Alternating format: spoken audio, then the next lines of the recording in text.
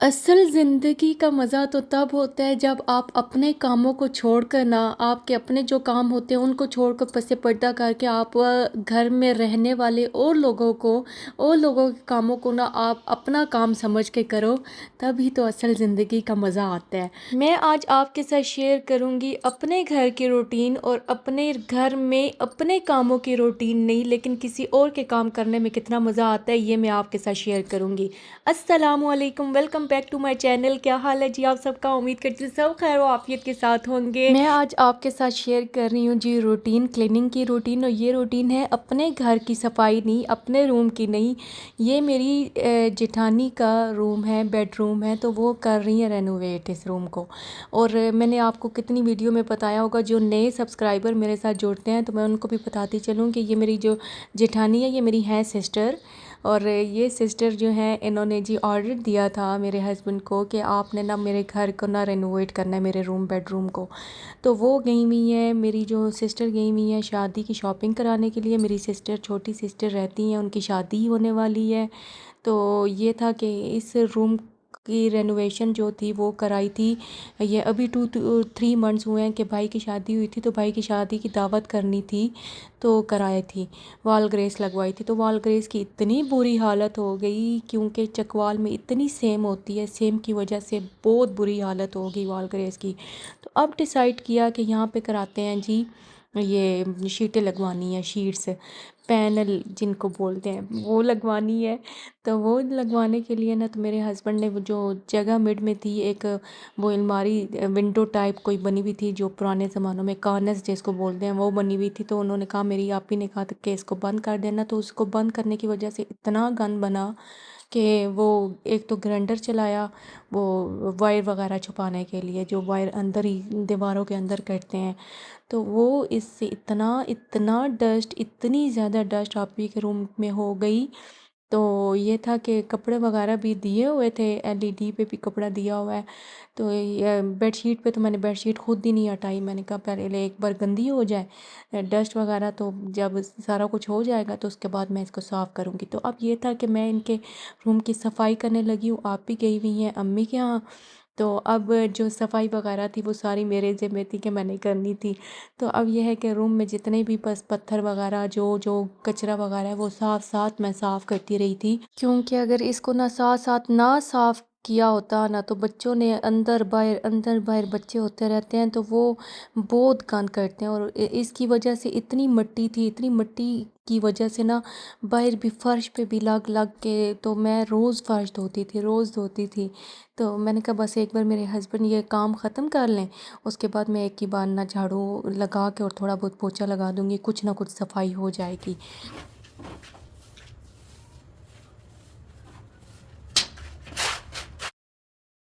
बस मैंने झाड़ू लगा दिया था, उसके बाद बेड पे बेडशीट डाली। और जो वो डस्ट वाली बेडशीट थी उसको तो धोना खैर मुश्किल तो इतना नहीं था। ये था कि पहले मैंने टब में पानी डाल के टब में पानी डाला और पानी डालने के बाद उसको ना 1-2 बार ना टब में पानी से निकाली ताकि मिट्टी वगैरह उसकी ख़त्म हो जाए।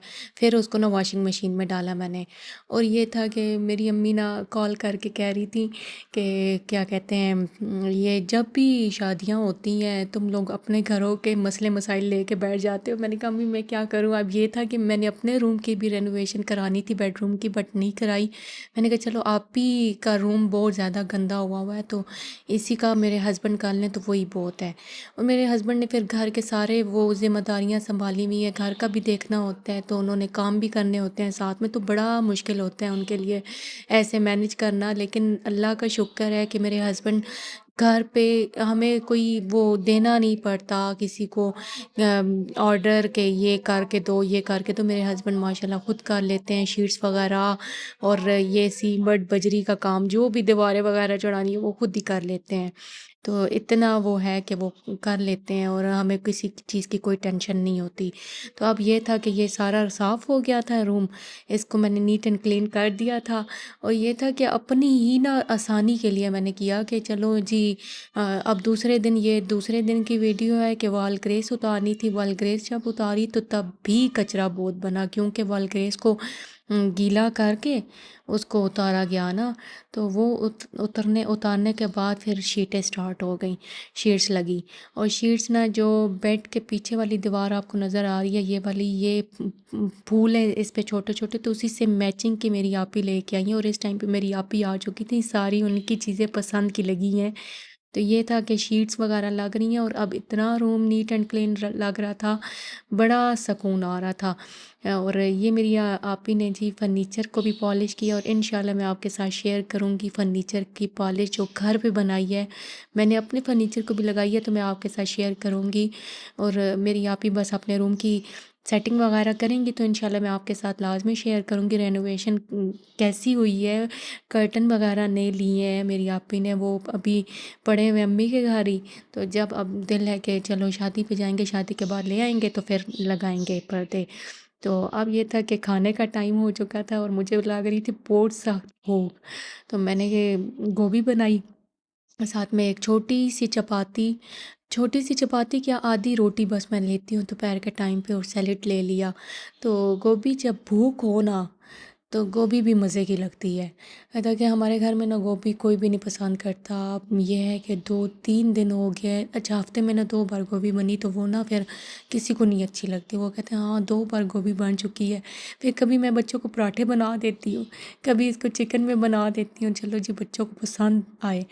तो बस मैं अभी खाना वगैरह खा रही थी, और मैं अब आपको बात बताने लगी थी कि मेरी अम्मी ना कॉल करके कहती है कि तुम लोग थके हुए उधर से आते हो ससुराल से, अपने अपने घरों के काम कर कर के, तो इधर क्या काम करोगे। फैज़ान मीन के मेरे भाई की जो शादी हुई है, तो उस पे भी यही हुआ कि हम लोगों ने डिस्टेंपर कराया अपने घर का, कि चलो जी दावत करनी है, कोई घर की हालत ठीक हो जाए।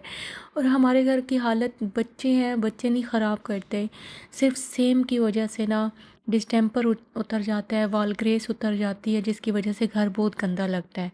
तो उसको नीट एंड क्लीन तो करना होता है। अब ये है कि छोटी सिस्टर की शादी है, तो अब उसकी भी दावत करनी है शादी के बाद। तो हम लोगों ने कहा कि चलो जी कुछ ना कुछ सफाई वगैरह करें। मैंने अपने घर की ना, मैं झाड़ पोंछ की, मैंने अपने बेडरूम को रेनोवेट करना था लेकिन नहीं कर सकी। तो वो मैंने कहा चलो शादी के बाद या मैं करूँगी। लेकिन प्रायोरिटी मैंने अपनी बहन की रूम को दी, कि चलो जी उनका रूम सेट हो जाए, उनका रूम बहुत ज़रूरी था।